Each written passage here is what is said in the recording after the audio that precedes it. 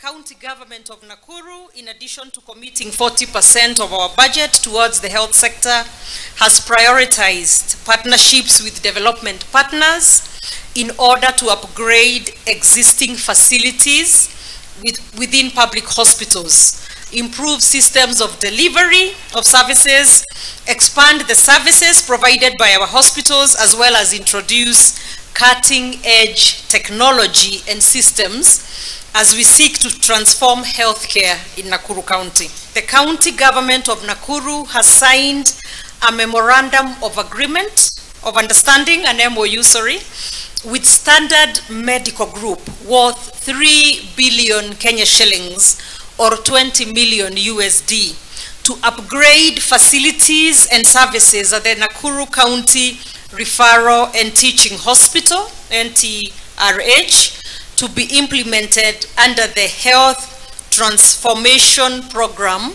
dubbed HealthNet. Under the Health Transformation Program, the County Government of Nakuru and StanMed Group will oversee the procurement, supply and installation of medical equipment, construction of physical infrastructure improvements to the hospital, supply and installation of the digital healthcare transformation and operation infrastructure. Through this partnership, Nakuru County Health Department will be highly equipped and will leverage cutting-edge technologies to streamline healthcare processes, enhance diagnostic capabilities, and improve patient outcomes.